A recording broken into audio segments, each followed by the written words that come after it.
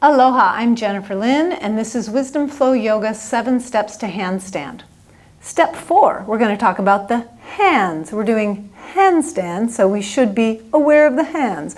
And many of us, as we're moving into handstand, experience a lot of pressure on the wrist and discomfort in the wrists. So waking up the fine muscles and intricacies of the hands can help save the wrist, and it's also absolutely essential for when you're holding handstand in the center of the room, because this fine action of the fingers and underside of the knuckles are your rudder for holding steadiness. If you've ever been in a class and you've noticed that in a standing balance pose, people's feet and ankles are doing these little fast twitch adjustments to hold them in the pose, it's the same thing here with your hands. So let's start with how to wake up the underside of the knuckles, right here, and the finger pads, and the special action of the inner thumb. This is all part of what's called Hasta Bandha, which simply means the flow of energy in the hands. So when we put our hands down, we sometimes tend to get heavy in the wrists and to drop the forearms. So what you're going to start practicing is when you put your hands on the ground, you start with the finger pads, and then you land the underside of the knuckles, keeping the heels of the hands light. And as I was going to go into cat pose, I would keep that. And there's a sense of resistance of the inner wrist pulling up away from the mat to help the underside of the knuckle and the finger pads get very strong. So you can think of your finger pads pushing down but also dragging back without moving. So it's an isometric push down, pull back of the finger pads.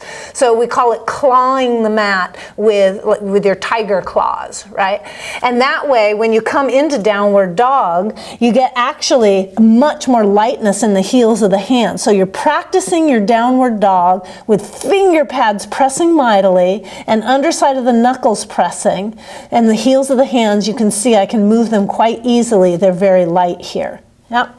Now let's look at the special action of the inner thumb. This is sometimes glossed over and it's super powerful.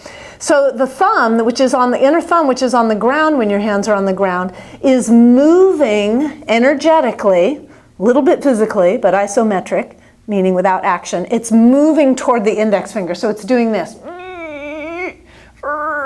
It's squeezing in without moving.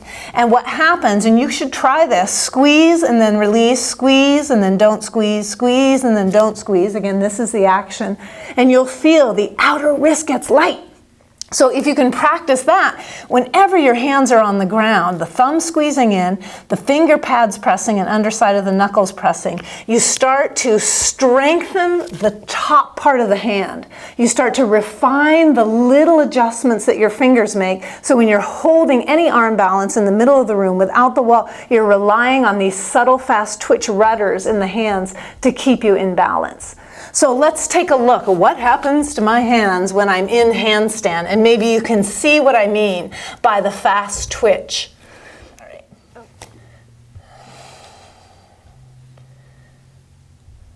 So even though you can't see my feet, they are not on the wall. And here's my hands, and we call it playing the piano, right? So you want to be able to move the energy through the finger pads while you're in handstand, and they're making those little adjustments to hold you in the pose in the center of the room. All right, that was step 4, the magic of the hands. The magic of the hands, step 4. Practice it on the mat in your down dog, plank, and cat, and it'll be there for you in handstand. Thanks for tuning in.